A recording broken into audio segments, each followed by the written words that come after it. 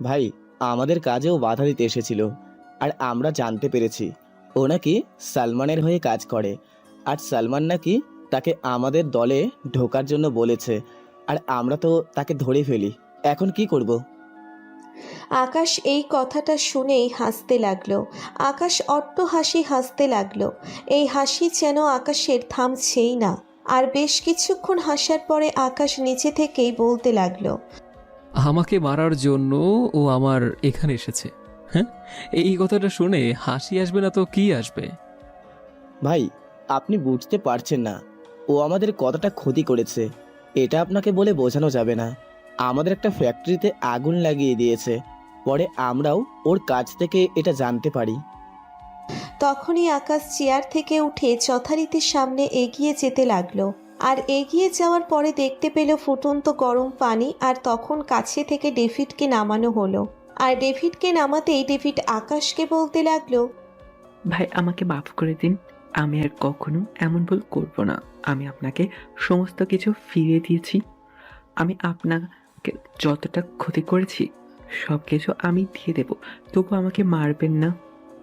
আমার ডিকশনারিতে মাফ বলে কোনো কিছু নেই।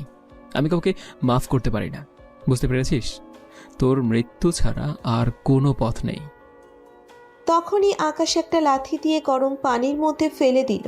আর গরম পানির মধ্যে ফেলে দেওয়ার পরে ডেভিড গরম পানিতে ছটফট করতে করতে মারা গেল। আর রক্তে পুরোটা লাল হয়ে গেল। আর তখন আকাশ রনিকে বলতে লাগলো, এই ছবিটা তুলে তুই সালমানকে পাঠিয়ে দে।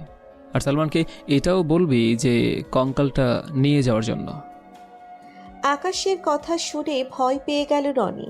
ছেলেটা যদিও কয়েক বছর ধরে আকাশের সঙ্গে কাজ করছে, কিন্তু আকাশকে দেখে অনেক ভয় পায়। আকাশের মাঝে মাঝে এমন ব্যবহার করে যেটা দেখার জন্য কেউই সহ্য করতে পারে না। কারণ আকাশ প্রচণ্ড রাগী একটা মানুষ বলা যায়, যে একটা সাইকো টাইপের। সবাই তাকে আড়ালে সাইকো বলেই ডাকে। তখনই আকাশ চেয়ারে বসে পড়ল। আর চেয়ারে বসে একটা সিগারেট ধরালো। আর সিগারেট খেতে খেতে ল্যাপটপ অন করলো। আর ল্যাপটপ অন করার পরে আকাশ ল্যাপটপে কিছু কাজ করতে লাগলো। আর তখনই হঠাৎ করেই একটা মেয়ের আইডি থেকে আকাশকে মেসেজ দিল। আর মেসেজটা ছিল এরকম, আমি অনেক দিন ধরেই তোকে লক্ষ্য করছি। তোর অনেকবার বেড়েছে, তাই না? খুব তাড়াতাড়ি একজনের মৃত্যু সংবাদ শুনতে পারবি। প্রিয়জন মারা গেলে কতটা যে কষ্ট হয় সেটা বুঝতে পারবি। আকাশ কথাটা শুনেই হাসতে লাগলো। আকাশ কিছুক্ষণ হাসার পরে আকাশ নিচে থেকেই ভাবতে লাগলো এই মেয়েটা কে হতে পারে। আর ভাবতে ভাবতে আকাশ মেয়েটার আইডিতে ভালো করে চেক করে দেখে মেয়েটার কোনো তথ্যই পাওয়া যাচ্ছে না। এমনিতেই সবার ডিটেলস বের করতে সময় লাগে না। খুব কম সময়ের মধ্যে আকাশ এগুলো বের করে দিতে পারে। আকাশ রুমে কালো শার্ট আর সাথে ম্যাচিং সানগ্লাস নিজের গাড়িটা নিয়ে যেতে লাগলো। আকাশ নিজেই গাড়ি চালিয়ে যাচ্ছে। আর যাওয়ার পথে আকাশ একটা মেয়েকে দেখতে পেল। সে রাস্তার একপাশে দাঁড়িয়ে আছে আর আকাশের গাড়িটাকে খেয়াল করছে। আকাশ সেটা খুব ভালোভাবে লক্ষ্য করলো। আকাশ তবুও গাড়িটা না থামিয়ে আরো সামনের দিকে যেতে লাগলো। আর কিছু দূর আসার পরে আকাশ গাড়িটা থামিয়ে রনিকে বলতে লাগলো, রনি, তোকে এখন কি করতে হবে সেটা নিশ্চয়ই বুঝতে পারছিস। এই মেয়েটাকে আমি চিনতে পারিনি। এই মেয়েটা আমার গাড়িটা দেখিয়ে কোনো কিছুই ইশারা করছিল। হ্যাঁ ভাই, আমিও বিষয়টা দেখেছি। আর মেয়েটার খোঁজ আমি নিয়েছি। আপনি কোনো চিন্তা করবেন না। আপনি এখানে একটু বসুন, রেস্ট করেন, আমি দেখে আসছি। তারপর রনি গাড়ি থেকে নেমে সাধারণ মানুষের মতোই হাঁটতে লাগলো। আর হাঁটতে হাঁটতে মেয়েটার কাছাকাছি চলে আসলো।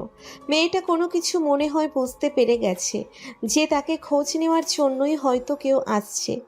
আর মেয়েটাও হাঁটতে লাগলো। আর তখনই ওইদিকে আকাশ গাড়িতে বসে বসে সিগারেট খাচ্ছিল। আর তখনই একটা বোরখা পরা মেয়ে তার সামনে দিয়ে যেতে লাগলো। আকাশ মেয়েটার দিকে একটিবার নজর দিল। মেয়েটার অসম্ভব চোখ দেখে আকাশ নিজে নিজেই বলতে লাগলো, এমন মেয়েও আছে যে আমি তাকে আজ প্রথম দেখলাম। কে তুমি? আমার বুকের মধ্যে ঝড় তুলে গেলে। আকাশ কথাটা ধীরে ধীরে বললেও মেয়েটা কিন্তু তার কথা শুনে যায়। আর মেয়েটা কথা শুনতেই মেয়েটা আবারও পিছন ফিরে তাকালো। আর পিছন ফিরে তাকাতেই মেয়েটা একটু এগিয়ে আসে। আর আকাশ গাড়ি থেকে মাথাটা বের করে রাখছে।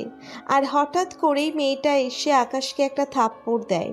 আর আকাশকে থাপ্পড় দিয়ে মেয়েটা বলতে লাগলো, এই, আপনার কি মেয়ে দেখলে এসব বলতে ইচ্ছে করে? আপনাদের মধ্যে কি লজ্জা শরম বলতে কোনো কিছু নেই? মেয়ে দেখলে কি এসব বলতে হবে? আপনাদের জন্যই আজকাল মেয়েরা তাদের নিরাপত্তা পায় না। আর কখনো কোনো মেয়ের সঙ্গে এরকম করবে না, বুঝতে পেরেছেন? নীলিমা মেয়েটা এই কথাগুলো বলেই চলে যেতে লাগলো। নীলিমা হন করে যাচ্ছে আর এটা আকাশ মুগ্ধ হয়ে দেখছে। আকাশের কখনো কোনো মেয়েকে এতটা ভালো লাগেনি।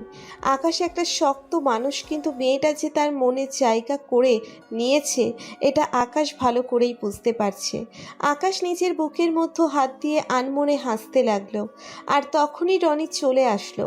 আর রনি এসে আকাশকে জিজ্ঞেস করলো, আরে ভাই, আপনি এভাবে হাসছেন কেন ভাই?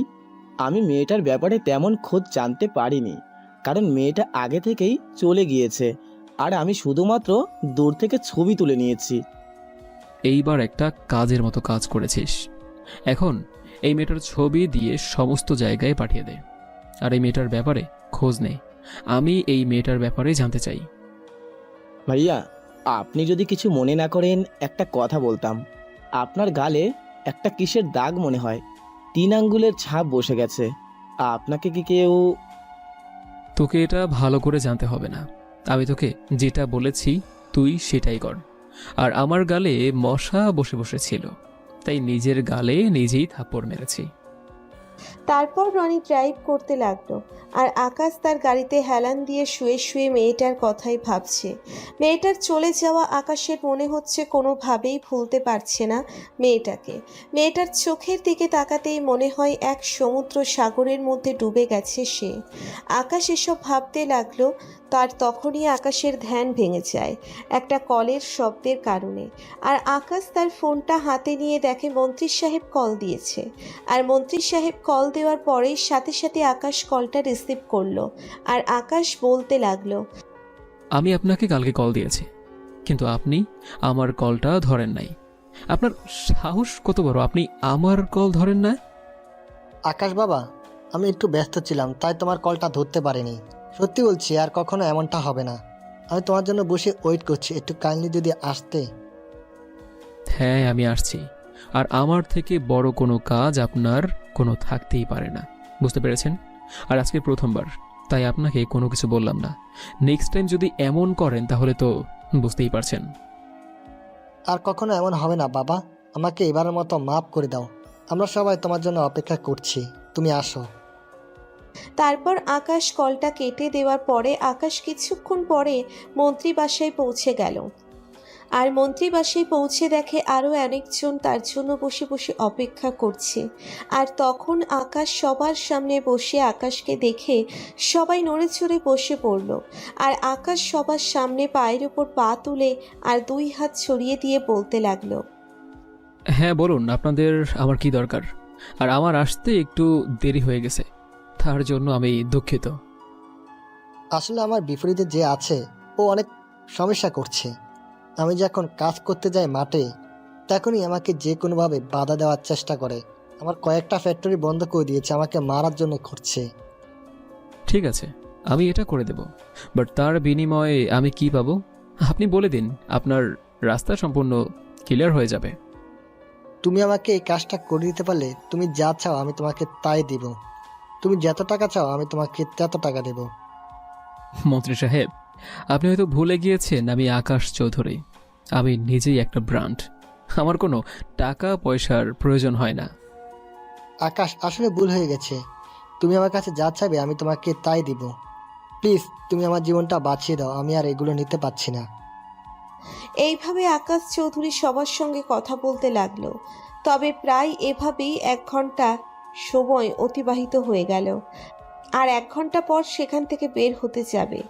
তখনই হঠাৎ করে একজন বোরখাওয়ালিকে দেখে আকাশ চৌধুরী অবাক হয়ে যায়।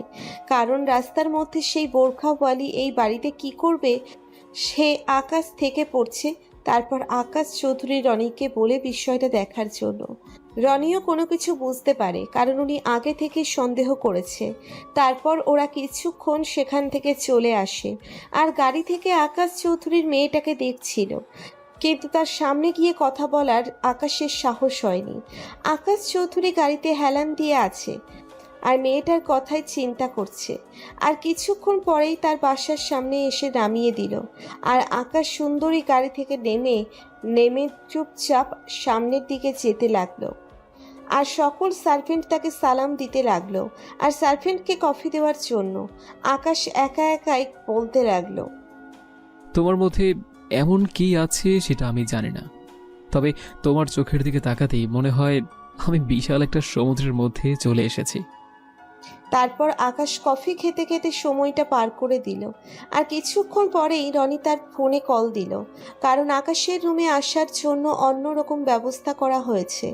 এটা অনেক আগে থেকেই আকাশ রনির কথা রিসিভ করলো। আর ওপাশ থেকে রনি বলতে লাগলো, ভাই, মেয়েটার নাম হলো নিমিমা।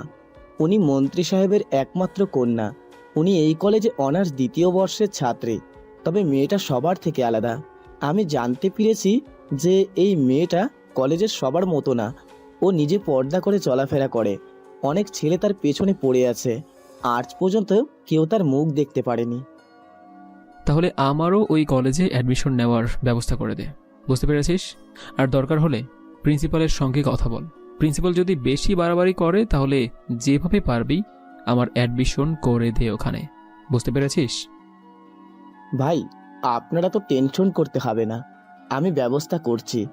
আপনি আবার কোনো কিছু করতে গেলে আপনার মাথা গরম হয়ে যায়। থাক ভাই, আপনার কোনো কিছু করতে হবে না, আমি নিজেই আপনাকে ব্যবস্থা করে দিচ্ছি। তারপর আকাশ কল কেটে দেয়। আর আকাশে মনে হচ্ছে এবার যেন অনেকটা শান্তি লাগছে, কারণ কলেজে গিয়ে সে তার প্রিয় মানুষটাকে খুব কাছে থেকে দেখবে, তাকে অনেক জ্বালাবে। মেয়েটা এত সুন্দর করে কথা বলতে পারে আর কণ্ঠটা এতটা মধুর, এটা বলে বোঝানো সম্ভব না। এভাবেই সময়টা পার হয়ে যায়। আর রাতের বেলা আকাশ বাইরে থেকে বের হয়ে আসে, সে গোডাউনে চলে আসে। আর গোডাউনে এসে দেখে 2-3 জনকে ধরে এনেছে। আর 2-3 জনকে ধরে আনার পর আকাশকে বলতে লাগলো রনি, ভাই, ও সালমানের হয়ে কাজ করে আর বাকিরাও ওর সহকারী। অনেক কষ্টে তাদেরকে ধরে এনেছি। ওরা অনেক দিন ধরেই আমাদের সঙ্গে এসব করছিল আর ওরা নাকি সমস্ত ঘটনা জানে। আকাশ শোনার পরে আকাশ যেন মনের মধ্যে উথাল পাথাল শুরু হলো। কখন সে এটা শুনবে। আর আকাশ গিয়ে তাদের সামনে বসে আর সামনে বসে একে একে জিজ্ঞেস করতে থাকে, কিন্তু তারা কোনো কিছুই বলছে না। আর তখন আকাশ একটার গলা টিপে ধরলো আর গলা টিপে হাতের মধ্যে ছুরি দিয়ে কাটতে লাগলো। আর একটু পরেই সেখানে এসি দেওয়ার চেষ্টা করলো। আর তখনই ওখান থেকে একজন ভয় পেয়ে আকাশকে বলতে লাগলো, ভাই ভাই, আমাদেরকে আর কোনো কিছু করবেন না। আমরা যতটুকু জানি আপনাকে ততটুকুই বলছি, তবুও প্লিজ আমাদেরকে কোনো কিছু করবেন না। বল, সেদিন আমার বাবা মা আমার পরিবার কে শেষ করেছিল? এখানে সালমানের সঙ্গে আর কে কে ছিল সত্যি করে বল। ভাই, আমরাও ততটুকু জানি না, তবে আমরা এটা জানি যে সালমান আপনার বাবা মাকে খুন করেছে। আর সালমান এখন কোথায় আছে আমরা সেটাও জানি না, কারণ ওর সঙ্গে আমাদের ফোনে কথা হয়। চাইলে আপনি আমাদের ফোনটা চেক করতে পারেন। রনি, তুই হাতের ফোনগুলো নিয়ে সামনের লোকেশন ট্র্যাক করার চেষ্টা কর। ও যে জায়গায় আছে আমি তাকে সেই জায়গা থেকেই নিয়ে আসব। তবে আমরা আপনাকে একটা তথ্য দিতে পারি, সালমানের খুব কাছের একটা মেয়ে এই বাংলাদেশেই থাকে। আমাদের সঙ্গে এখন পর্যন্ত দেখা হয়নি, তবে আমরা এটা জানতে পেরেছি যে মেয়েটা সরাসরি সালমানের সঙ্গে যুক্ত আছে। ঠিক আছে, তোদের কাছ থেকে আমি যতটুকু জানতে পেরেছি এটাই আমার চলবে। আর তোদের বেঁচে থাকার কোনো অধিকার নেই, কারণ তোরা সালমানের হয়ে কাজ করিস আর শেষ পর্যন্ত সালমানের বিরুদ্ধে কথা বলেছিস। তোরা বেইমানি করেছিস, আর বেইমানদেরকে আমি কখনো ক্ষমা করি না। তখনই আকাশ ধরে অ্যাসিডের মধ্যে ডুবিয়ে দেয়। আর অ্যাসিডের মধ্যে দেহগুলো টকবক করে ফুটতে থাকে আর কিছুক্ষণ পরেই কঙ্কাল হয়ে বের হয়ে যায়।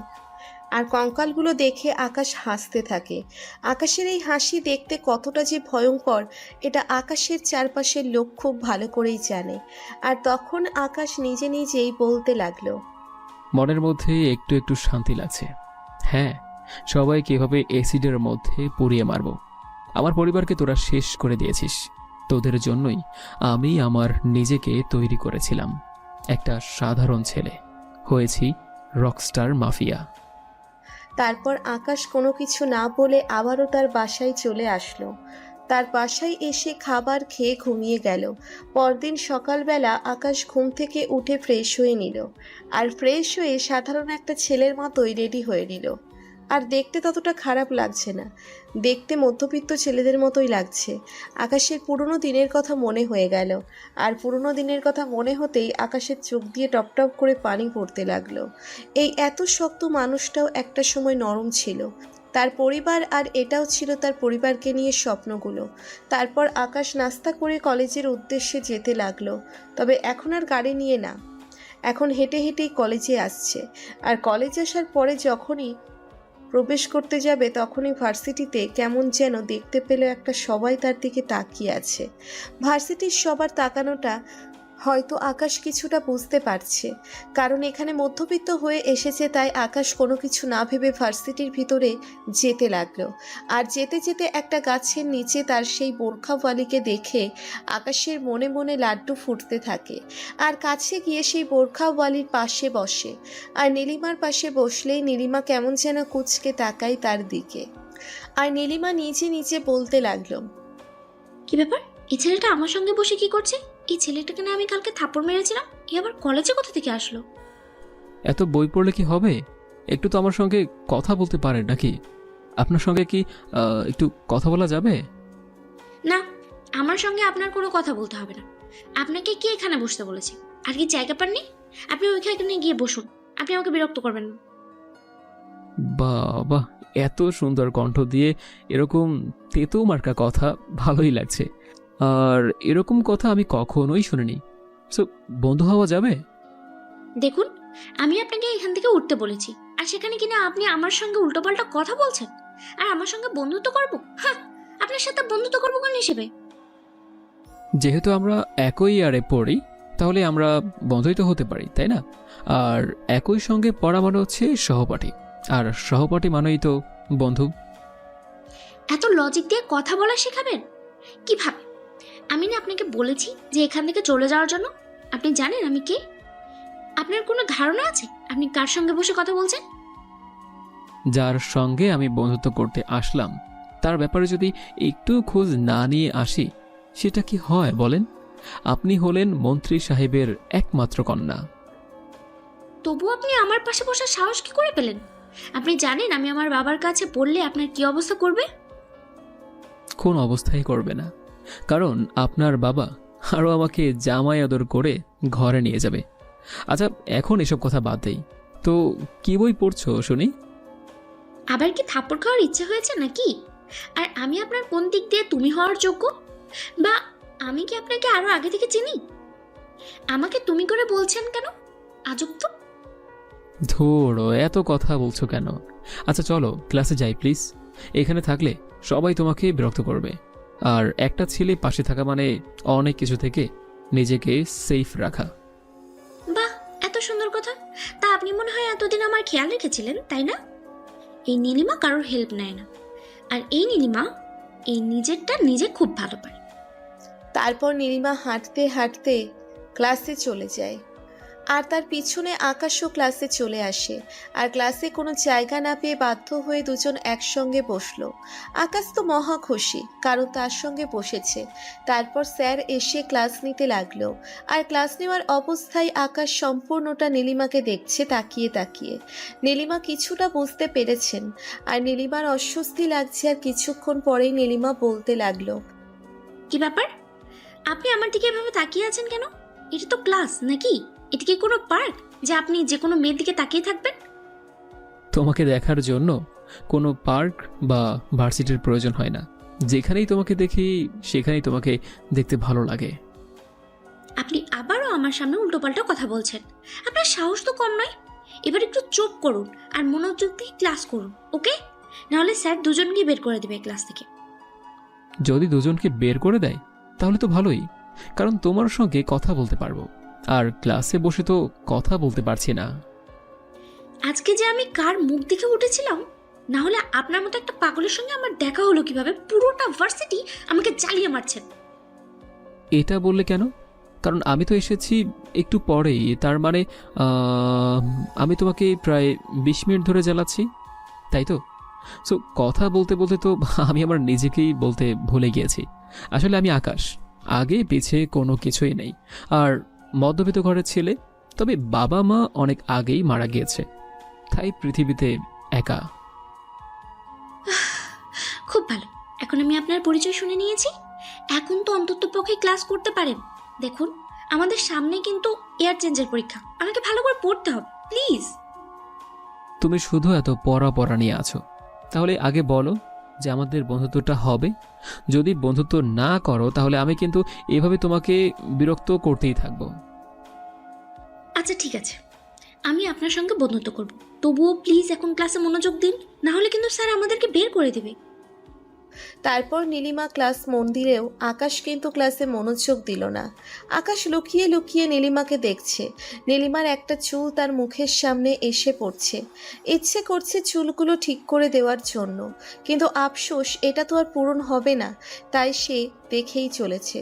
তারপর এভাবে যথারীতি ক্লাসগুলো শেষ হলো, আর ক্লাসগুলো শেষ করেই বাহিরে বের হলো। আর বাইরে বের হয়ে নীলিমা একা একাই হাঁটতে লাগলো। আর তখন পেছন থেকে আকাশ দৌড়তে দৌড়তে তার কাছে আসলো, আর এসে বলতে লাগলো, তুমি যে মেয়ে হয়ে এত দ্রুত হাঁটতে পারো, এটা আসলে তোমাকে না দেখলে আমি কখনো জানতেই পারতাম না। তুমি আমাকে বলেছিলে যে আমার সঙ্গে বন্ধুত্ব করবে, আর এখন কোনো কিছু না বলেই চলে যাচ্ছ কেন? কথা দিলে যে কথা রাখতে হয়, সেটা কি জানো না? আমি আজ পর্যন্ত কোনো ছেলের সঙ্গে বন্ধুত্ব করিনি, ওকে? আর বন্ধুত্ব করার ইচ্ছাও নেই আমার। আমার যাকে পছন্দ হয় তাকে আমি বিয়ে করব, কথাটা বুঝতে পেরেছেন? আরে বোরকাওয়ালি, কি ব্যাপার? তুমি এই ছেলেটার সঙ্গে কথা বলছো? এটা তো খুবই খারাপ বিষয়। তুমি যদি এই ছেলেটার সঙ্গে আবার কথা বলো, তাহলে কিন্তু তোমার বোরকাটা খুলে তোমার সব কিছু দেখে ফেলবো। আকাশ আর নীলিমা দুজনেই মাঠের মধ্যে দাঁড়িয়ে কথা বলছিল। আর তখনই এই ভার্সিটির সভাপতি এর একমাত্র ছেলে সে এসে কথাটা নীলিমাকে বলল। নীলিমা নাহিকে অনেক ভয় পায়, কারণ নাহিদ অত্যন্ত খারাপ একজন লোক। নাহিদের কথায় নীলিমা কোনো প্রতিবাদ করলো না, আর আকাশ অবাক হয়ে তাকিয়ে আছে, কারণ তার সামনে নীলিমাকে এসব খারাপ কথা বলেছে। আকাশের অনেক রাগ উঠতে লাগলো। আকাশ চুপচাপ দাঁড়িয়ে রইল, আর দাঁড়িয়ে থাকার পর দেখলো নীলিমা কোনো কথা না বলেই চলে যেতে লাগলো, আর আকাশও তাকে কোনো কিছু বলল না। আর তখন নাহিদ আকাশকে বলতে লাগলো, তোর কত বড় সাহস? তুই আমার জানের সঙ্গে কথা বলছিস? তুই জানিস না আমি এই মেয়েটাকে খুব পছন্দ করি? আর এই ভার্সিটির কেউ সাহস পায় না তার সঙ্গে কথা বলার। আর আমি ছিলাম না দেখে তুই আমার জানের সঙ্গে কথা বললি। তুই অনেক বড় অন্যায় করে ফেলেছিস, এটার জন্য তোকে অনেক শাস্তি পেতে হবে। দেখেন ভাই, প্লিজ এসব ঝামেলা করবেন না। হ্যাঁ, আমি মোটেও এইসব ঝামেলা পছন্দ করি না। আর আপনি যে তাকে পছন্দ করেন, আর আপনাকে তো নীলিমা পছন্দ করে না, তাই না? যদি নীলিমা আপনাকে পছন্দ করতো তাহলে না হয় একটা কথা ছিল। তুই কার সামনে দাঁড়িয়ে এসব কথা বলছিস? তুই জানিস আমি এই ভার্সিটির সভাপতির ছেলে। তাছাড়া আমি সালমান ভাইয়ের খুব কাছের লোক। আর তুই আমার সঙ্গে দাঁড়িয়ে কথা বলছিস। অনেকে আমার সামনে দাঁড়িয়ে কথা বলার ভাষা হারিয়ে ফেলে, আর তুই কিনা আমার সাথে তর্ক করছিস। সরি ভাই, আমার ভুল হয়ে গেছে, আপনি আমাকে ক্ষমা করে দিন। আর নেক্সট টাইম এরকম কোনো কাজ করব না, আপনি এটাই শিওর থাকেন। তারপর আকাশ একটা মুচকি হাসি দিয়ে সেখান থেকে চলে আসে। আকাশের এই হাসিটা খুবই ভয়ানক। তারপর আকাশ বাড়িতে এসে ফ্রেশ হয়ে খাবার খেয়ে নেয়, আর খাবার খেয়ে সে ল্যাপটপ নিয়ে বসে কাজ করার জন্য। আর তখনই রনি ফোন দিল, আর রনি ফোন দিয়ে বলতে লাগলো, ভাই, আজকে আমরা খবর পেয়েছি যে সালমান সে বিদেশ থেকে কিছু অস্ত্র মদক দেশে ঢোকাবে, আর এটা লিড দেবে ওই মেয়েটার নাম হলো রিয়া। কিন্তু সে কোথায় থাকে, কি করে সেটা জানি না, শুধু নামটা জানতে পেরেছি। ওই রিয়া নাকি সম্পূর্ণ দায়িত্বে থাকবে। একটা খারাপ কাজ করবি নাকি একটা ভালো কাজ করবি বল? এই রিয়া মেয়েটাকে তুই নিজের হাতে মারবি, আর এমন কষ্ট দিয়ে মারবি যে ও যে একটা মেয়ে সেটা তাকে ভালো করে বোঝাবে। আগে বুকের গুলো ছুরি দিয়ে কাটবি, তারপরে এটার মধ্যে এসিড দিবি। ভাইয়ের কথাটা শুনে আমার শরীরের লোম দাঁড়িয়ে গেল, কারণ ভাই নিজে এটা কখনোই করেনি, কিন্তু অন্যজনকে দিয়ে করিয়েছে, আর এখন আমাকে করতে বলছে। আমি যথেষ্ট পরিমাণে ভয় পেয়ে গেলাম। আর তারপর ভাই আবারও বলতে লাগলো, আমি তোকে কি বলেছি তুই বুঝতে পেরেছিস? ও যে একটা মেয়ে সেটা যেন ও মরার আগে বুঝতে পারে, কারণ একটা মেয়ের জন্য হাজারটা মেয়ের নাম নষ্ট হয়। আর সবাইকে তৈরি হতে বল, এই অস্ত্রগুলো আমার লাগবে। তারপর আকাশ কল কেটে দেয়। আর কল কেটে দেওয়ার পরে আকাশ কিছুক্ষণ শুয়ে থাকে। আর শুয়ে থাকার পরে আকাশ ফোনে নীলিমার আইডি পেল। নীলিমাকে খুব ভালো করেই চিনে, কারণ তার চোখগুলো আকাশের অনেক পছন্দ। আর চোখগুলো দেখেই চিনে ফেলল। তারপর তাকে মেসেজ দিল, কিন্তু মেসেজের রিপ্লাই আসলো না। প্রায় 1 ঘন্টা পরে তার ফ্রেন্ড রিকোয়েস্ট অ্যাকসেপ্ট করলো। আর ফ্রেন্ড রিকোয়েস্ট অ্যাকসেপ্ট করার পর মেসেজটা সেন্ড করলো। আর মেসেজটা সেন্ড করে বলতে লাগলো, কি ব্যাপার, আপনি আমার ফেসবুক আইডি কি করে পেলেন? আমার ফেসবুক আইডিতে তো আমার প্রোফাইল পিকচার দেওয়া, কিংবা এটাতে তো আমাকে ভালো করে চেনার কোনো কথা না। তুমি বোরকা পরে ছবি দিয়েছো এটা ঠিক, কিন্তু তোমার যে চোখগুলো দেখা যাচ্ছে, আর ওই চোখগুলো দেখেই আমি তোমাকে চিনে ফেলেছি। কি করব বলো, কারণ তোমার চোখগুলো যে আমার মুখস্থ হয়ে গেছে। আর তোমার চোখের মধ্যে কয়টা রগ আছে সেটা মনে হয় আমি বলতে পারবো। দেখুন, আমি আপনাকে ভালো মতো বলছি, আপনি যেহেতু একা মানুষ তাই আপনার জীবনে কোনো লক্ষ্য নেই, তাই না? আপনি আমার সঙ্গে ভার্সিটিতে কোনো কথা বলবেন না, কারণ নাহিদ এটা সহ্য করতে পারে না। তুমি আমাকে যতটা মনে করছো আসলে আমি কিন্তু ততটা নই। নাহিদ এতটা খারাপ ছেলে, তুমি এত পাওয়ার থাকতেও এত কেন ভয় পাও? হ্যাঁ, তুমি তোমার বাবাকে কেন বলছো না নাহিদের কথা? এটার মধ্যে একটা কারণ তো আছে, তাই না? না হলে কেউ মুখ বুঝে সহ্য করবে এটা কি? কখনো না। আমি আজ পর্যন্ত কোনো ছেলের সঙ্গে বন্ধুত্ব করিনি, তার জন্য আমার একটু খারাপ লাগছে। তবে আপনাকে দেখে তো ভালোই মনে হচ্ছে। তুমি কি এটা কোনো কথা বললে বলো? আমি তো তোমাকে শুধুমাত্র বন্ধুত্ব করতে চেয়েছি তোমার সাথে। আচ্ছা, তুমি কি চাও না যে তোমার লাইফে এমন একটা মানুষ আসুক যে তোমাকে অনেক ভালোবাসবে, যে তোমাকে অনেক সাপোর্ট করবে, সবকিছুর বিনিময়ে সে তোমাকে চাইবে? ঠিক আছে, তাহলে আজকে থেকে আমরা বন্ধু, হ্যাঁ? আর আজকে থেকে আমরা দুজনেই তুমি করে বলবো, ওকে? আর এমন মানুষ সবাই চায় তার প্রিয় মানুষটা যেন তার জন্য এমনটা করে। ঠিক আমিও তার ব্যতিক্রম নই, আমিও ঠিক এমনটাই চাই, কিন্তু পরিস্থিতি অনেকটা সময় নিজেকে এরকম চাওয়া থেকে বিরত রাখতে হয়। এখন তো আমরা দুজনে বন্ধু, তাই না? আর এখন তো আমাকে কোনো কিছু বলতেই পারো, এখন তো আর বলতে কোনো বাধা নেই। জানো, আমার ছোটবেলায় আমার বাবা মাকে খুন করে মেরেছে। আমিও ছিলাম অনেক বড়লোক বাবার একমাত্র ছেলে, কিন্তু পরিস্থিতি এমন পর্যায়ে নিয়ে গিয়েছে যে শেষ পর্যন্ত আমার রাস্তায় থাকতে হয়েছে। তোমার ভিতরে যে কষ্ট লুকিয়ে আছে এটা আসলে তোমাকে দেখে বোঝা যায় না। আচ্ছা, এখন বাই, পরে কথা বলবো। বাবা মনে হয় আমাকে ডাকছে, ওকে? তারপর নীলিমা অফলাইন হয়ে যায়। আর আকাশ তার মেসেজের অপেক্ষায় বসে থাকে। আর এভাবেই সন্ধ্যা হয়ে গেল। আর সন্ধ্যাবেলায় আকাশ রেডি হয়ে নিল। কালো প্যান্ট, কালো জুতা, সানগ্লাস, কালো শার্ট এগুলো পরে বের হয়। আর তার কালো গাড়িটা নিয়ে সে গোডাউনের কাছাকাছি চলে আসে। আর দেখে সবাই রেডি হয়ে আছে। আর সবার হাতেই বড় বড় মেশিন গান। আকাশ সবাইকে গাড়িতে উঠতে বলে গাড়ি চালিয়ে যাচ্ছে। আকাশ হাতে ঢাকা পিস্তলটা ভালো করে মুছে নিতে লাগলো। আর এটা দেখে বাকি সবাই তাকিয়ে আছে। তার কিছুক্ষণ পরেই সে কাঙ্ক্ষিত জায়গায় চলে আসলো। আর জায়গায় এসে সবাই অপেক্ষা করতে লাগলো। আর আকাশ গাড়িতে বসে বসে ফোন টিপছে। আর কিছুক্ষণ পরে রনি এসে বলতে লাগলো, ভাই একটা গাড়ি এসে এখানে থেমেছে, আর গাড়ি থেকে প্রায় 4-5 জন নামলো মাত্র, আর ওখানে ওই মেয়েটাও আছে। আমরা কি এখনই গিয়ে অ্যাটাক করব? না, এখন না। আমি যখন বলবো অ্যাটাক করার জন্য তখনই অ্যাটাক করবি, এর আগে কোনো কিছুই করবি না। এর আগে কোনো কিছু করতে গেলে আমরা সবাইকে নিতে পারবো না, পালিয়ে যাবে অনেকে। তারপর রনি চলে যায় আর আকাশও গাড়ি থেকে নামলো। আর কিছুক্ষণ পরে আরও একটি ট্রাক আর সামনে থাকা আরও একটা গাড়ি আসলো। আর গাড়ি থেকে প্রায় ৬-৭ জন লোক নামলো আর ট্রাকের মধ্যে থাকা 2 জন লোক নেমে আসলো। আর ওদের মধ্যে কি আলোচনা হলো সেটা দূর থেকে কোনো কিছু বোঝা যাচ্ছে না। আর আকাশ খুব ভালো করে দেখতে পেল এখানে ওই মেয়েটা আর নাহিদ ছেলেটাও আছে। আর নাহিদ ওদেরকে বলছে, মালগুলো এনেছেন? তার প্রমাণ ভাই যে পাঠিয়েছে। সালমান ভাই একটা কোড দিয়ে দিয়েছে সবাইকে। এই কোডগুলো মিলালেই মালগুলো ভিতরে যাবে, না হলে কিন্তু ভিতরে যাবে না। নাহিদ, তুই মালগুলো গিয়ে চেক কর। মালগুলোতে যদি সমস্যা থাকে তাহলে সালমান ভাইকে এখনই কল করতে বলতে হবে। তাই তুই ট্রাকে উঠে সবগুলো চেক করতে থাক। সালমান ভাই এটা পাঠিয়েছে আর টাকাগুলো এখনই দিয়ে দিতে বলেছে। এই আর কোড হলো সালমান 4732। এই শালা, এত কথা বলছিস কেন? তাড়াতাড়ি কর, না হলে পুলিশ চলে আসতে পারে। আর পুলিশ চলে আসলে কিন্তু অবস্থা খারাপ হয়ে যাবে। আর পুলিশের যে ভয়ঙ্কর হলো রকস্টার মাফিয়া কিং, সে যদি একবার জানতে পারে তাহলে আমাদের সবাইকে শেষ করে ফেলবে। দেখ, তুই একটা মেয়ে হয়ে আমাকে এসব বলছিস কেন? তুইও সালমান ভাইয়ের হয়ে কাজ করিস, আমিও সালমান ভাইয়ের হয়ে কাজ করি। হয়তো তুই আমার আগে গিয়েছিস আর সালমান ভাই তোকে অনেক পছন্দ করে, এই জন্য তুই আমাদের সঙ্গে এভাবে ব্যবহার করবি?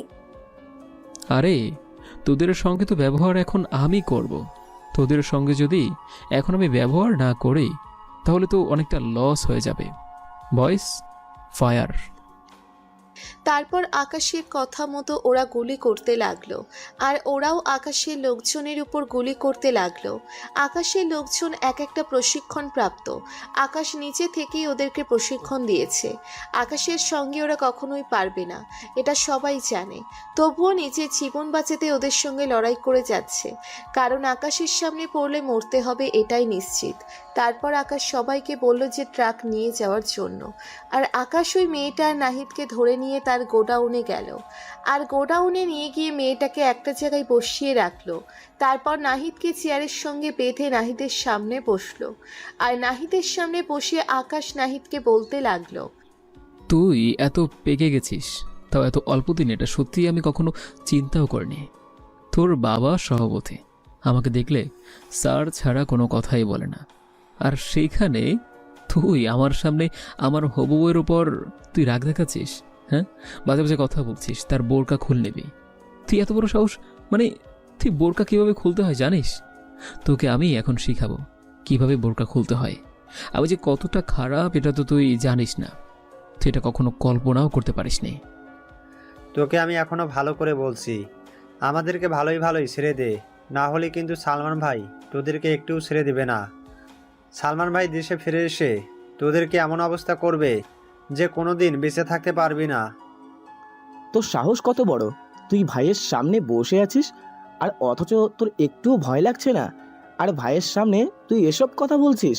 আর সালমানকে দেশে আসতে দে, তারপর তোর সালমানের কি অবস্থা করি সেটা পরে দেখতে পারবি। আমি যে কতটা খারাপ এটা তুই ভাবতেও পারবি না। এই বলে আমি নাক বরাবর একটা ঘুষি মারলাম, আর ঘুষি দিতেই মুখ দিয়ে রক্ত বের হতে লাগলো। আকাশ নাহিদের একটা ঘুষি মারলো। নাকের মধ্যে আর ঘুষি মারাতে নাহিদের নাক ফেটে রক্ত বের হতে লাগলো। আর আকাশ সেখান থেকে উঠে এসে মেয়েটার কাছে আসলো। আর মেয়েটার কাছে এসে মেয়েটার গলায় চেপে ধরলো আর বলতে লাগলো, তোকে আমি এতদিন ধরে খুঁজছি। আমি জানতাম তোকে যদি আমি হাতে পাই তাহলে সেদিন কি ঘটেছিল সেটা আমি জানতে পারবো। আমার বাবা অনেক ভালো মানুষ ছিল, তোরা আমার বাবাকে বাঁচতে দিসনি। শেষ পর্যন্ত আমার মা তোদের কাছে ভিক্ষা চেয়েছিল, তবুও তোরা বাঁচতে দিসনি। সেদিন তুই যদি দেশে থাকতি তোকেও আমরা মেরে ফেলতাম। তুই আমাদের ক্ষমতা সম্পর্কে জানিস না, আর এখন নতুন নতুন মাফিয়া হয়েছিস, তাই না? একবার সালমানকে দেশে আসতে দে। সালমান 20 বছর ধরে মাফিয়া কিংয়ের সঙ্গে আছে। তুই জানিস আমাদের কতটা পাওয়ার আছে? পুরো দেশটা হলো আমাদের, বিদেশে 7টা দেশের সঙ্গে আমাদের হাত আছে। যেহেতু তুই এত কথা বলছিস তাহলে কিন্তু তোকে একটা তথ্য দেওয়াই লাগে। শেষবার একটু তথ্য শুনে নে। হংকংয়ের ওয়াসিম, দুবাইয়ের লাকি ভাই, সৌদি আরবের আলী হোসেন, মালয়েশিয়ার মোশাররফ হোসেন, ওদের সকলকে আমি মেরে ফেলেছি। বিশ্বাস হচ্ছে না? ওয়েট, একটা ভিডিও তোকে দেখাচ্ছি। ভিডিওটা দেখলেই সব কিছু বুঝতে পারবি। এই বলে আমি একজনকে ভিডিও কল দিলাম। তখনই হঠাৎ করে এই আকাশ তার ফোন বের করে কাউকে ভিডিও কল দিল। আর ভিডিও কল দেওয়ার পরে ওখান থেকে তার লোক আকাশকে দেখাতে লাগলো। আর আকাশ সেটা মেয়েটাকে দেখতে লাগলো।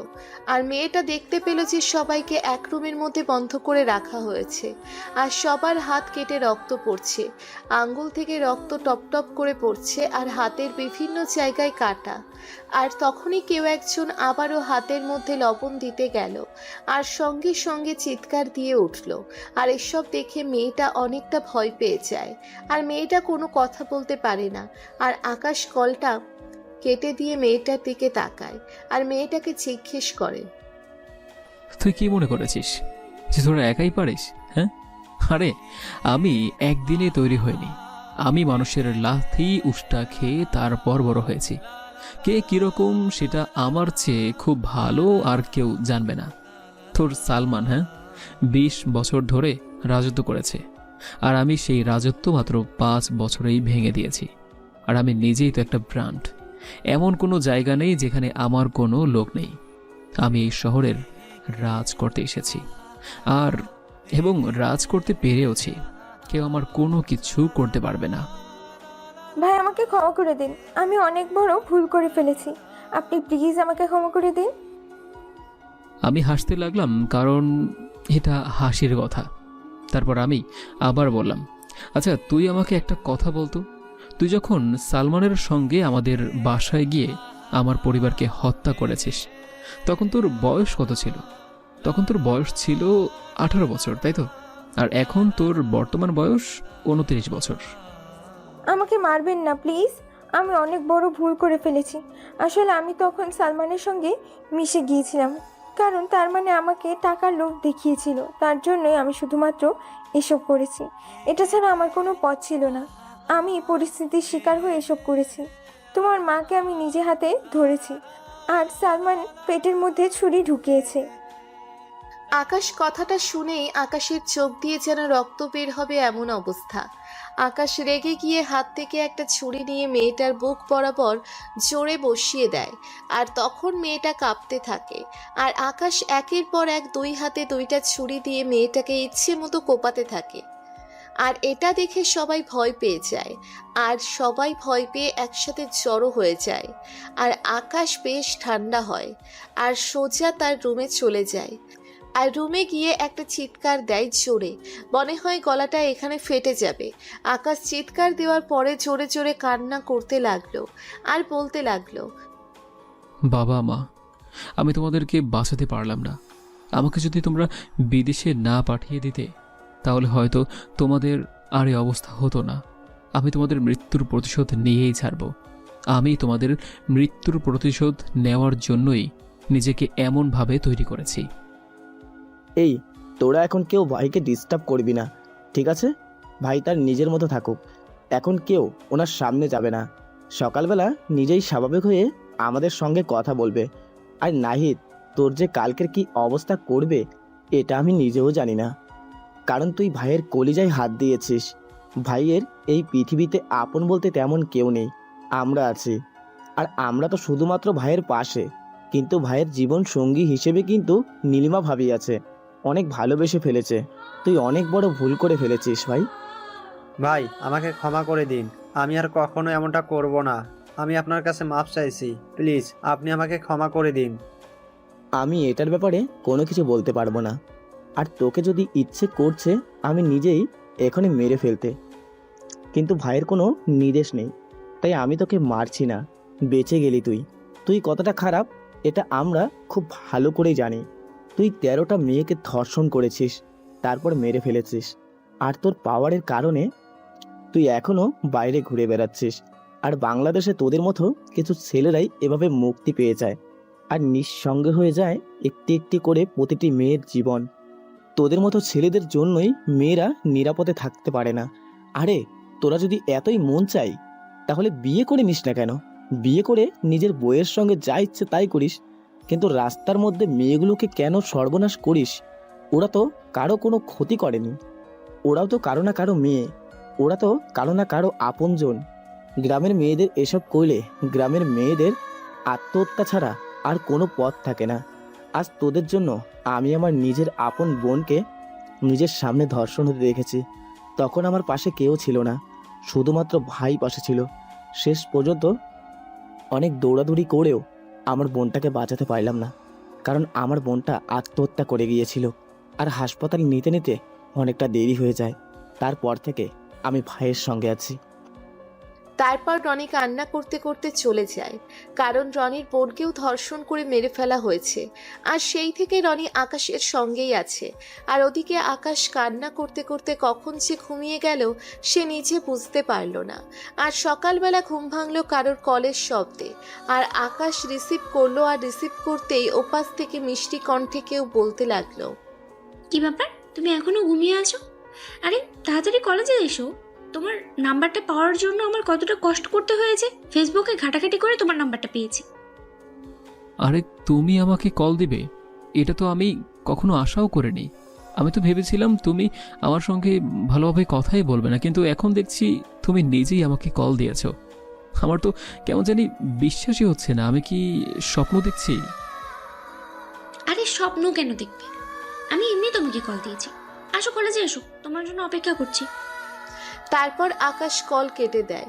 আর কল কেটে দেওয়ার পরে আকাশ খুশিতে নাচতে থাকে, কারণ নীলিমা তাকে কল দিয়েছে যে নীলিমা কাল পর্যন্ত তার সঙ্গে কথা বলতে চাইতো না, এখন সে নিচে থেকেই তাকে কল দিয়েছে। এইভাবে আকাশ তাড়াতাড়ি করে রেডি হয়ে ভার্সিটি চলে গেল। একটা ছেলের সঙ্গে বসে বসে গল্প করছে। আর এটা দেখে আকাশের বুকের মধ্যে কেমন যেন ছটফট করতে লাগলো। আর তখন আকাশ সামনে এগিয়ে যেতে লাগলো। আর আকাশ সামনে এগিয়ে যাওয়ার পরে দেখতে পেল নীলিমা হাতের মোজা খুলে ছেলেটার হাত ধরলো। আর ছেলেটার হাত ধরতেই আকাশের চোখ দিয়ে টপ টপ করে জল পড়তে লাগলো, কারণ আকাশ তো তাকে নিয়ে ভালো থাকতে চেয়েছিল, কিন্তু সে কেন তার ভালোবাসাটা বুঝলো না। আর আকাশকে দেখেই নীলিমা ডাক দিল। আর ডাক দেওয়ার পরে বলতে লাগলো, আসলে তোমাকে কল দিয়েছি এটা সারপ্রাইজ দেওয়ার জন্য। তুমি তো আমার প্রথম ছেলে বন্ধু, তাই না? তাই ভাবলাম তোমাকে একজনের সঙ্গে পরিচয় করিয়ে দিই। বাসা থেকে ওর সাথে আমার বিয়ে ঠিক করেছে, আর আমার সঙ্গে ওর প্রথম দেখা, তাই ভাবলাম তোমাকে নিয়ে আসি। তোমারও দেখা হয়ে গেল। আর স্বামী, তোমার সঙ্গে ওর পরিচয় করিয়ে দিই। ও হচ্ছে আকাশ, আগে পিছে কোনো কিছুই নেই, আমরা একই সঙ্গে পড়াশোনা করি। আর আকাশ, ওর নাম হচ্ছে স্বামী, বাংলাদেশের টপ বিজনেসম্যানদের মধ্যে টপার। তারপর আকাশ লোকটার সঙ্গে বেশ হাসি খুশি ভাবেই কথা বলল। আর কিছুক্ষণ পরেই লোকটা চলে গেল। আর লোকটা চলে যাওয়ার পরে আকাশ সেখান থেকে চলে আসলো। আর আকাশ ওয়াশরুমে এসে নিজের হাতে খুশি দিতে লাগলো, আর নিজের হাত কেটে ফেললো। আর নিজের হাত কেটে ফেলায় আকাশ চুপচাপ সেখান থেকে চলে আসলো। আর আকাশ এসে একপাশে বসে আছে। আর তখনই নীলিমা তার পাশে এসে বসলো। নীলিমাকে দেখে আকাশ খানিকটা অবাক, কারণ সে ক্লাস দেয় না, আর এখন ক্লাসে নাকি আমার সঙ্গে এসেছে। আর তখন নীলিমা বলতে লাগলো, আরে তোমার হাত থেকে রক্ত পড়ছে, তুমি তো একটু আগেই দেখলাম ওয়াশরুমে গিয়েছিলে, আর ওয়াশরুমে গিয়ে হাত কেটে ফেললে কিভাবে? আমি তো কোনো কিছুই বুঝতে পারছি না, অনেক রক্ত পড়ছে। চলো তোমাকে ফার্মেসিতে নিয়ে যাই। না, আমার ফার্মেসিতে যাওয়া লাগবে না। আসলে একটু ব্যথা পেয়েছি, এটা এখনই সেরে যাবে। আর রক্ত জমাট বেঁধে যাবে, সমস্যা হবে না। আমি যেটা বলছি তুমি সেটা করবে, চলো। আর দাঁড়াও, আমার ব্যাগের মধ্যে একটা রুমাল আছে, আমি রুমালটা বের করে তোমার হাতে ভালো করে বেঁধে দিই। নীলিমা তার ব্যাগ থেকে রুমালটার বের করে সে পরম যত্নে আকাশের হাতের মধ্যে বেঁধে দিতে লাগলো। আর আকাশ মুগ্ধ দৃষ্টিতে তার মুখের দিকে তাকিয়ে আছে। মনে হচ্ছে যুগ যুগ ধরে যদি তাকে এভাবে দেখে যেত। আকাশে এখন কোনো রকমই মনে হচ্ছে না যে সে ব্যথা পেয়েছে। আকাশের এখন কোনো দিকে খেয়াল নেই, সমস্ত মনোযোগ দিয়ে সে নীলিমাকে দেখে যাচ্ছে। আর নীলিমা বেধক দেওয়ার পরে আকাশকে নিয়ে ফার্মেসিতে যেতে লাগলো। আর তখন আকাশ বলতে লাগলো, আরে আমি এখন কোথাও যেতে পারবো না, তুমি কি আমার সঙ্গে কিছুক্ষণ বসে থাকবে? চলো না, গিয়ে পুকুর পাড়ে বসে থাকি। আর তুমি তো বেঁধে দিয়েছো, তাই না? সো কোনো কিছু হবে না। তারপর নীলিমা কোনো কিছু বলল না। আর নীলিমা আর আকাশ দুজনেই তার পাশে নীরবে হেঁটে যাচ্ছে। আকাশের মনে হচ্ছে তার এর চেয়ে সুখের মুহূর্ত আর কখনোই ছিল না তার কখনো। আকাশের খুব ইচ্ছে হচ্ছে নীলিমার হাত ধরার, কিন্তু সেটা তো এখন না, তাই সে কোনো কিছু মনে করলো না। আর কিছুক্ষণ পর পুকুর পাড়ে এসে দুজনে বসে পড়ল, আর দুজনে বসে বসে নানা রকম গল্প করছে। আরও গল্প করার মধ্যে মাঝে মাঝেই হেসে দিচ্ছে। আর হাসির কথাটা শুনে আকাশের এতটা ভালো লাগলো সেটা বলে বোঝানো সম্ভব না। আকাশের মনটা জুড়িয়ে গেল। আকাশের খুব ইচ্ছে করছে নীলিমাকে দেখার, কিন্তু সব ইচ্ছে তো আর এখন পূরণ হবার নয়। তারপর দুজনে বেশ অনেকক্ষণ গল্প করে আকাশ নীলিমাকে গাড়িতে তুলে দিয়ে সে তার নিজের গাড়িতে করে বাসায় চলে আসে। তার বাসায় এসে আকাশ ফ্রেশ হয়ে খাবার খেয়ে নিল, আর খাবার খেয়ে নীলিমার সঙ্গে মেসেজে কথা বলতে লাগলো। আকাশের এখন মনেই নেই নীলিমার বিয়ে ঠিক হয়ে গেছে, সামনের মাসেই তাদের বিয়ে। আর আকাশ মাঝে মধ্যে তার হাতের উপর হাত বুলাচ্ছে, কারণ নীলিমা নিজের হাতে রুমালটা বেঁধে দিয়েছে। আকাশ এসব কথাই হচ্ছে আর আনমনে হেসে দিচ্ছে। আর তখনই আকাশের ফোনে একটা কল আসলো, আর আকাশ দেখতে পেলেও তাকে রনি কল দিয়েছে। আর রনির কলটা রিসিভ করলো, আর রিসিভ করার পরে রনি ওপাশ থেকে বলতে লাগলো, ভাই, আমি এইমাত্র খবর পেয়েছি সালমান বাংলাদেশের উদ্দেশ্যে রওনা দিয়েছে। সে আজকেই বাংলাদেশে প্রবেশ করবে। আপনি একটু তাড়াতাড়ি গোডাউনে আসলে ভালো হয়। আমি এখন আসতে পারবো না, আমি এখন ব্যস্ত আছি। ওকে, আর আমি সন্ধ্যার সময় আসব। তোরা যে যার মতো প্রস্তুতি নিয়ে রাখ, আর আমার যত লোক আছে সবাইকে একসঙ্গে জড়ো করবি। সবার সঙ্গে আমার মিটিং আছে। তারপর রনি কল কেটে দিল। আর রনি কল কেটে দেওয়ার পরেও সে সবাইকে ফোন করতে লাগলো, আর ফোন করে যত লোক আছে তাদের সবাইকে সন্ধ্যার সময় গোডাউনে হাজির হওয়ার কথা বলছে। আর ওদিকে আকাশ আর নীলিমা কথা বলতে লাগলো। আকাশ অনেক মজা করতে লাগলো, সময়টা পার হয়ে যায়। সন্ধ্যার সময় আকাশ বের হলো বাসা থেকে, রেডি হয়ে চলে আসলো, আর গোডাউনে এসে সে চেয়ারে বসলো, আর সবাই তার সামনে দাঁড়িয়ে আছে। আর আকাশ সেখানে বলতে লাগলো, তোমরা আমার হয়ে অনেক দিন ধরেই কাজ করছো, আমি তোমাদের কাছে অনেক কৃতজ্ঞ, কারণ তোমরা নিজের জীবন বাজি রেখে আমাকে সময় দাও, আমার জীবন রক্ষা করো। আর বিশেষ করে সিয়াম, রনি, সাব্বির, পিয়াস, তোরা সবসময় আমার পাশে থাকিস। ভাই, আমরা আপনাকে ভালোবাসি, আর ভালোবাসি বলেই আপনার সঙ্গে সব সময় থাকি। ভাই, আমরা সারা জীবন আপনার সঙ্গে থাকতে চাই। আজকে তোদেরকে এখানে ডেকেছি একটা গল্প শোনানোর জন্য। আমি যখন ইন্টারে পরীক্ষা দিলাম তখন বাবা বলল, তোর বাংলাদেশে থাকার দরকার নেই, তুই বিদেশে গিয়ে পড়াশোনা কর। তো বাবা ছিলেন একজন জর্জ, বাবা চাইতেন আমি উচ্চ শিক্ষিত হই, আর সেরকম মায়ের ইচ্ছেও ছিল। আর আমি চলে আসি লন্ডনে পড়াশোনা করার জন্য। আর লন্ডনে আসার পরে সম্পূর্ণ মনোযোগ দিলাম পড়াশোনায়, কারণ যেহেতু বাবা আমাকে এত আশা করে পাঠিয়েছিল। আর ওদিকে বাবার সঙ্গে যে ঝামেলা চলছে এটা আমি জানতামই না। আর এই ঘটনা জানতে পেরেছি বাংলাদেশে ফেরার পরে। একদিন আমি ভার্সিটি শেষ করে বাসায় ফিরলাম, আর তখনই বাংলাদেশ থেকে মা কল দিল। আর মা কল দিয়ে বলতে লাগলো বাড়িতে অনেক সমস্যা হচ্ছে, একবার যেন বাড়িতে আসি, আর বাবাকে নাকি কেউ মেরে ফেলতে চাচ্ছে। আমি মায়ের কথায় ভয় পেলাম না, কারণ বাবা ছিল জর্জ, এমন কোনো লোক নেই যে বাবাকে চেনে না, তাই বাবাকে নিয়ে আমার অতটা টেনশন নেই। তারপর এভাবে আরও 3টা মাস পার হয়ে যায়। আর 3 মাস পরে হঠাৎ করে একদিন শুনতে পেলাম আমার বাবা মাকে কে যেন খুন করেছে। আর তাড়াতাড়ি করে আমি বাংলাদেশে ফিরে শুনলাম আমার বাবা মাকে সালমান নামে একজন খুন করেছে। আর আমি বাবার কিছু কাছের লোকদের কাছ থেকে জানতে পারলাম যে সালমান নাকি ছিল শীর্ষ সন্ত্রাসী, আর তার ফাঁসির অর্ডার দিয়েছিল আমার বাবা। আমার বাবাকে অনেকবারই কন্ট্রোল করার চেষ্টা করেছিল যেন বাবা তাকে ফাঁসিটা না দেয়। বাবাকে অনেক টাকা দিতেও চেয়েছিল, কিন্তু বাবা সেটার মধ্যে রাজি হয়নি। বাবা তার দায়িত্ব পালন করে গিয়েছেন, আর এটার জন্যই সালমান আমার পুরো পরিবারকে শেষ করে দেয়। এমনকি আমার বাড়ির চাকরকেও রেহাই দেয়নি। রহিম চাচা আমাদের বাসায় কাজ করত, উনি অনেক ভালো লোক ছিল, আমাকে অনেক আদরও করত, কিন্তু ওনাকেও রায় দেয়নি। আর এসব দেখার পরে আমি সিদ্ধান্ত নিলাম যে আমি আবার লন্ডনে ফিরে যাব। বাবা মায়ের প্রতিশোধ না নিয়ে লন্ডনে ফিরে যাব, কাপুরুষের মতো। এটা মোটামুটি সবাই আমাকে বলেছে যে তুমি নিজেকে কিছু করো, তুমি নিজে পুলিশে জয়েন করো, তাহলে তোমার বাবার প্রতিশোধ নিতে পারবে। কিন্তু আমি চেয়েছিলাম অন্যভাবে, কারণ যেহেতু অনেক বড় সন্ত্রাসী, তার সঙ্গে আমি এভাবে কখনো পারবো না। তারপর লন্ডনে আসলাম। আল্লাহর দোয়ায় আসার পরে নিজেকে বোঝাতে লাগলাম যেভাবে পারলাম, আর বাবার নামে যা ছিল সবগুলো দিয়ে আমি আমার মতো জীবন চালাতে লাগলাম। আর এরপরেই আমি আজকে এই পর্যন্ত আসতে পেরেছি।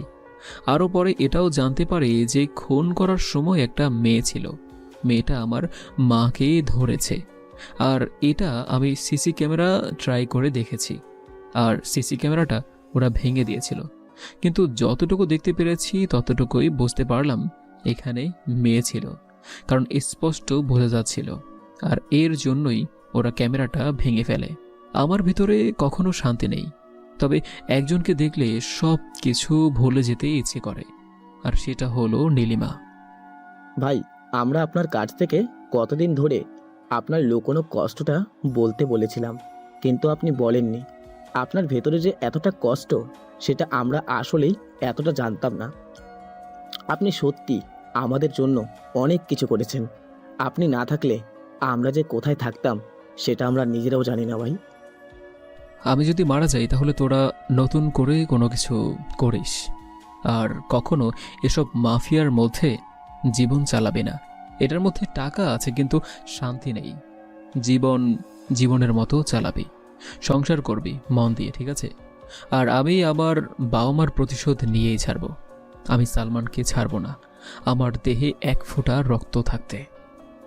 এভাবে আকাশ ওদের সঙ্গে কথা বলতে থাকে। আর কিছুক্ষণ কথা বলে হঠাৎ করে নীলিমার কল চলে আসলো আকাশের ফোনে। আর আকাশ কলটা রিসিভ করলো। আর কলটা রিসিভ করার পরে ওপাশ থেকে নীলিমা আকাশকে বলতে লাগলো, আমি আজকে অনেক খুশি, কারণ ও আমার জন্য একটা ডায়মন্ডের নেকলেস পাঠিয়েছে। সত্যি এমন গিফট আমি কখনো পাইনি। কাউকে ডায়মন্ডের রিং দিলেই যে সে অনেক ভালোবাসবে এমন তো কোনো কথা নেই, তাই না? কারণ গিফট সবাই দিতে পারে, আর কোনো গিফটের উপর দিয়ে ভালোবাসার প্রমাণ হয় না। হ্যাঁ, এটা অবশ্য ঠিক। তবে আমি আসলে এই বিয়েতে রাজি নই। শুধুমাত্র বাবার জন্য আমি রাজি হয়েছি।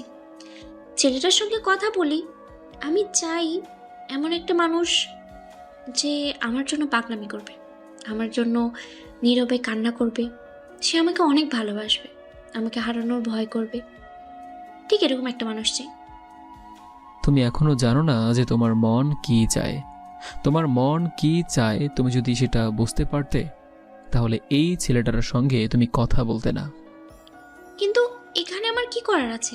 আমি তো আর পরিবারের বিরুদ্ধে যেয়ে কথা বলতে পারবো না, তাই না? আমাকে তো তাদের সঙ্গে মেনে নিতেই হবে। তারপর এভাবে আকাশ আর নীলিমা অনেক কথা বলতে থাকে। আর অনেক কথা বলে আকাশ কলটা কেটে দেয়। আর কলটা কেটে দেওয়ার পরে আকাশ ওদের সঙ্গে আবার আলোচনা করতে লাগলো। আর আলোচনা শেষ করে আকাশ মন্ত্রীকে কল দিল। আর কিছুক্ষণ পর মন্ত্রী কল রিসিভ করলো। আর ওপাশ থেকে মন্ত্রী বলতে লাগলো, কি ব্যাপার, আজ আমাকে আকাশ চৌধুরী কল দিয়েছে? এমন কিছু করিনি যে আমাকে কল দিয়েছে আকাশ, হঠাৎ কেন দিল? আচ্ছা, আমি আপনাকে যে কারণে ফোন দিয়েছি, আপনি এখনই আমার গোডাউনে চলে আসুন। আপনার সঙ্গে আমার কিছু দরকারি কথাবার্তা রয়েছে। ওকে, তাড়াতাড়ি আসেন। তারপর আকাশ কল কেটে দেয়। আকাশ কল কেটে দেওয়ার পরে মন্ত্রী চিন্তা করলো কি এমন কথা থাকতে পারে, কারণ আকাশের আগে কখনো এভাবে ডাকেনি।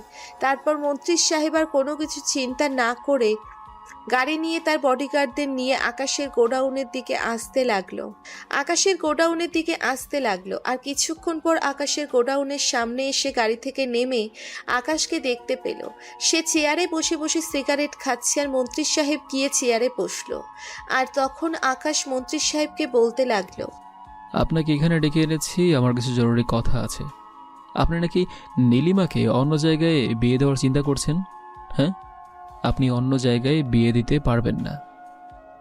হঠাৎ করে তুমি এই বিষয়টা কেন জানলে? আমার মেয়ে বড় হয়েছে, আমার ইচ্ছা অনুযায়ী বিয়েটা ঠিক করেছি, সেটা অনেক ভালো। তুমি কেন বিয়ের মধ্যে বাধা দিচ্ছ? আমি তো কোনো কিছু বুঝতে পারছি না। কারণ আমি আপনার মেয়েকে বিয়ে করতে চাই। আমি আপনার মেয়েকে অনেক ভালোবাসি, তার জন্য আপনি আপনার মেয়েকে অন্য কোথাও বিয়ে দিতে পারবেন না। তোমার মতো ছেলের হাতে আমি কখনো আমার মেয়েকে তুলে দিতে পারি না। আমি তোমার কাছে আমার মেয়েকে তুলে দিয়ে আমি কখনো নিরাপদে থাকতে পারবো না। আমার মেয়েটাকে নিয়ে অনেক চিন্তা হবে। মন্ত্রী সাহেব, আপনি ভালো করে জানেন যে আমি না শোনাটা একদম পছন্দ করি না, তবু আপনি আমার সামনে এসব কথা বলছেন।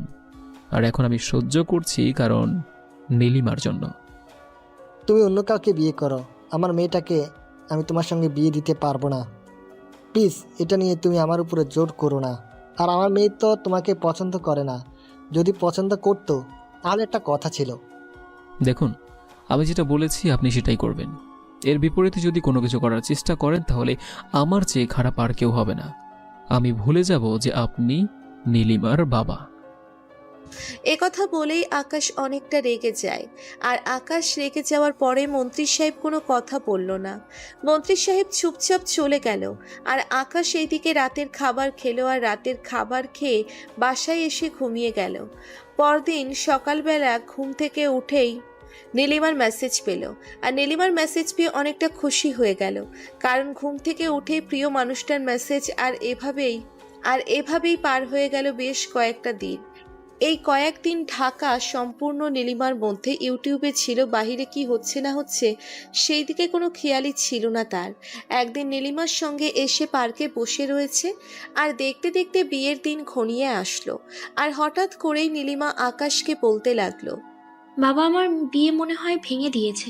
আমাকে আজকে সকালে মা বলল যে বিয়েতে নাকি কোনো একটা সমস্যা হয়েছে, তার জন্য বিয়েটা এখন দিতে পারবে না। কথাটা শোনার পরে আকাশ অনেক খুশি হয়ে গেল। আকাশের ইচ্ছে করছে এখনই ডান্স করতে, কারণ তার প্রিয় মানুষটা চলে যাবে। এটার জন্য অনেক কষ্ট হয়েছিল, আর এখন আর কোনো চিন্তা নেই।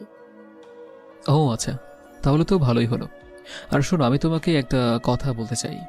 জানি না তুমি কথাটা কিভাবে নেবে, কিন্তু কথাটা না বললে আমি অনেকটা শান্তি পাচ্ছি না। আমি তোমাকে ভালোবেসে ফেলেছি, তোমার সঙ্গে থাকতে চাই। একটা মেয়েকে যদি ইমপ্রেস করতে হয় তাহলে মেয়েটার জন্য অনেক কিছুই করতে হয়। তুমি যে আমাকে ভালোবাসো এই কথাটার অর্থ তুমি ভালো করে আমাকে বললে না, তা আমি তোমাকে কি দেখে ভালোবাসবো? আমি সত্যি বলছি, আমি তোমাকে ভালোবেসে ফেলেছি। আমি তোমাকে ঠিক কতটা ভালোবাসি এটা তোমাকে বলে বোঝাতে পারবো না। কিন্তু আমি যে তোমাকে ভালোবাসতে পারবো না। তোমার সঙ্গে আমি শুধুমাত্র বন্ধুত্ব করেছি, আর বন্ধুত্ব করেছি বলেই তোমায় এতদিন খেয়াল রেখেছি, তোমার সঙ্গে ঘুরেছি, তা বলে আমি তোমাকে ভালোবেসে ফেলেছি এটা তুমি কেন মনে করলে? আকাশ কথাটা শোনার পরে আকাশের ইচ্ছে করছে এখনই মরে যাওয়ার জন্য, কারণ এই কথাটা নীলিমার কাছ থেকে আশা করিনি। সে আকাশ অন্য কিছু আশা করেছিল, যে নীলিমা তাকে ভালোবাসে। আর তখনই নীলিমা কোনো কিছু না বলে সে চলে যেতে লাগলো। আর আকাশ সেখানেই কান্না করতে লাগলো। ছেলেটা সত্যিই অনেকটা পাগল। প্রতিদিন তার খেয়াল রাখা, কারোর সঙ্গে কথা না বলতে নিষেধ করা, কেউ যদি কথা বলে তাকে ইচ্ছে মতো পিটানো, এসব আকাশ মন থেকে করত, কারণ সে নীলিমাকে প্রচণ্ড পরিমাণে ভালোবাসে। মাঝে মাঝে নীলিমা তাকে সাইকো বলে। আকাশ এখান থেকে উঠে তার বাইক নিয়ে সে প্রচণ্ড গতিতে বাইক চালাতে লাগলো। আর সে কোনো দিকে যাচ্ছে সে নিজেও জানে না। আর হঠাৎ করেই একটা বিপরীত দিক থেকে ট্রাক এসে তাকে ধাক্কা দিল। আর ধাক্কা দিতেই তার বাইক চূর্ণ বিচূর্ণ হয়ে গেল, আর সে রাস্তায় একপাশে পড়ে গেল, আর নাক মুখ দিয়ে রক্ত বের হতে লাগলো।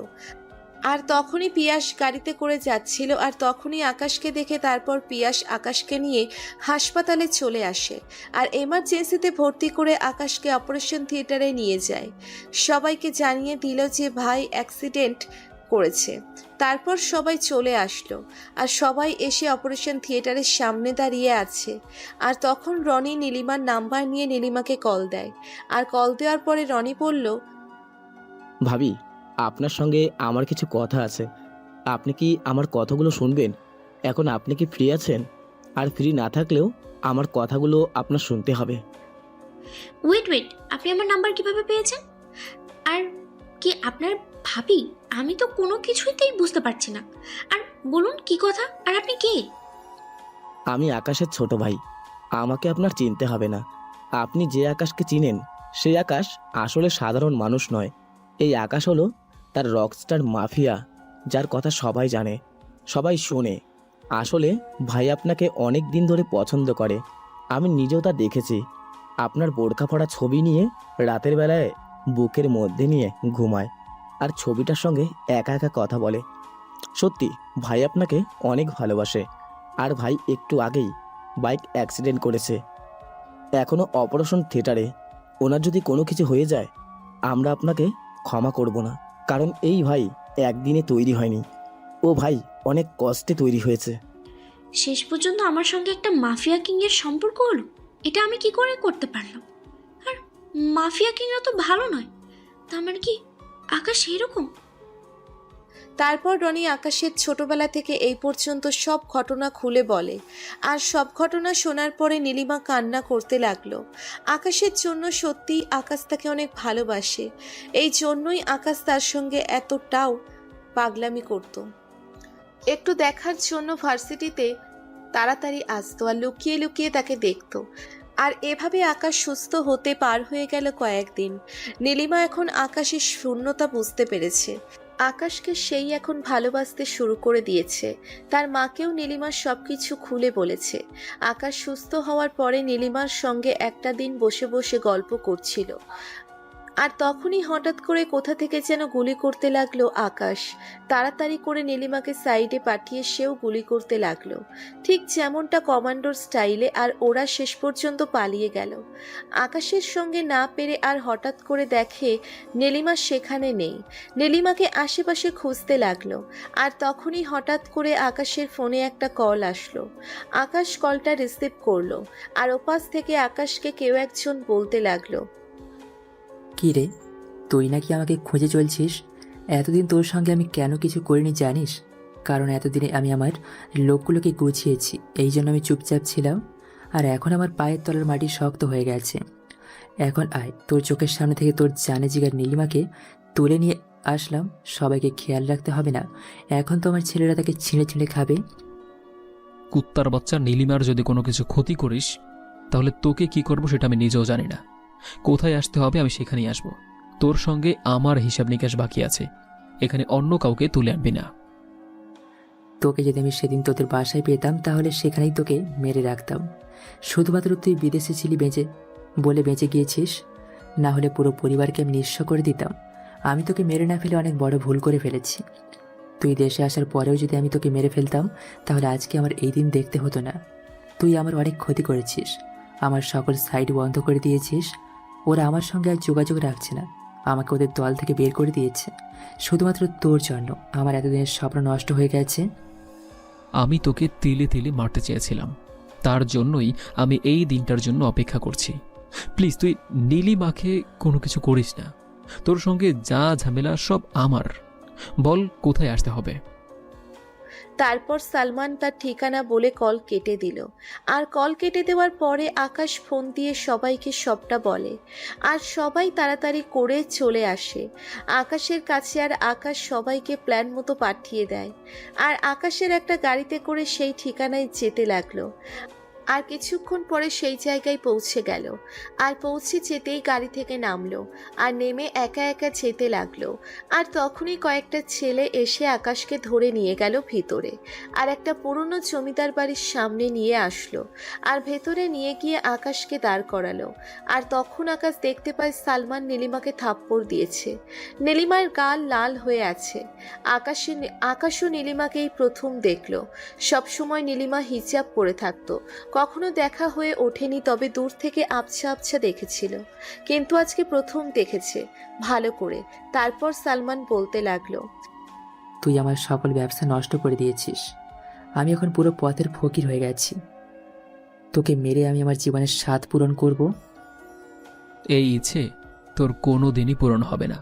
যে পর্যন্ত আমার দেহে এক ফোঁটা রক্ত থাকবে কিংবা শ্বাস প্রশ্বাস চলবে, সেই পর্যন্ত আমি তোকে রেহাই দিচ্ছি না। আমি আমার বাবা মায়ের প্রতিশোধ নেওয়ার জন্যই রকস্টার হয়ে গেছি।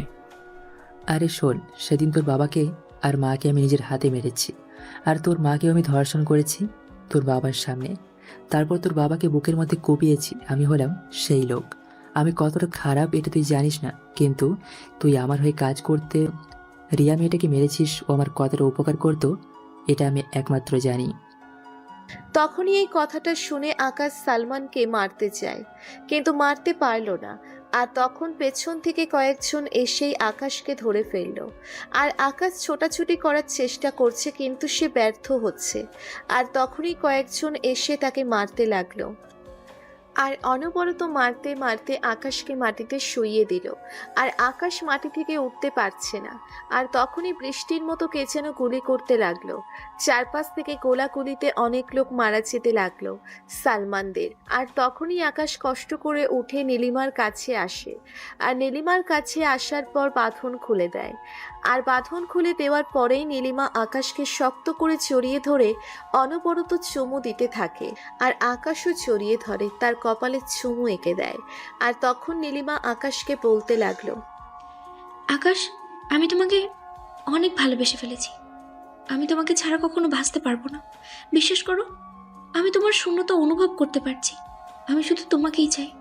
আমি আর অন্য কিচ্ছু চাই না। তুমি আমার জন্য না হয় সেফ থাকবে।